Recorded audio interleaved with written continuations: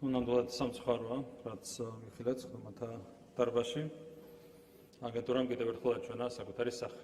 როდესაც შეხედეს, რომ სათქმელი არაფერი ჰქონდათ, გადავიდნენ უზრდელობაზე, შეურაცხყოფაზე, გადავიდნენ ფიზიკურ შეურაცხყოფაზე.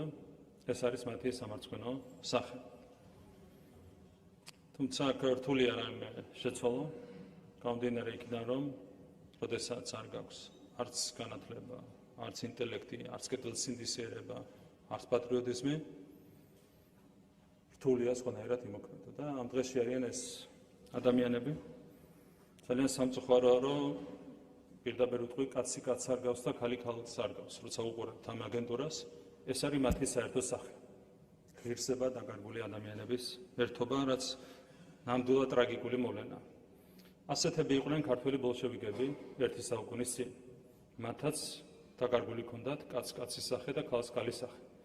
და ეს არის ამ ბოლშევიკური სულის რეინკარნაცია.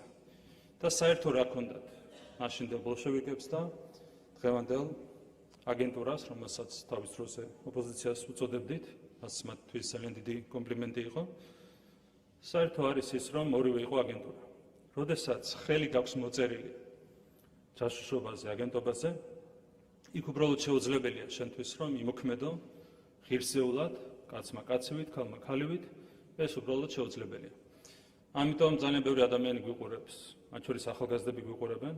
თავარი რჩევა, რაც უნდა მივცეთ ადამიანებს, რომლებსაც პოლიტიკაში უნდათ მოსვლა თუ არ უნდათ პოლიტიკაში მოსვლა, არის ის, რომ არც ერთ შემთხვევაში ხელი არ მოაწეროთ აგენტობაზე. მე მახსოვს, პოპულარიზაციას ცდილობდნენ აგენტობის და მიჯნავდნენ ქვეყნებს ერთმანეთისგან. ამბობდნენ, რომ რომელიღაც ქვეყნის აგენტობა შეიძლება იყოს სათაკელო და რომელიღაც ქვეყნის აგენტობა შეიძლება იყოს არათუ მისაღები, არამედ მისასალმებელიც. და ამ პროპაგანდის მსხვერპლები არიან ეს ადამიანები.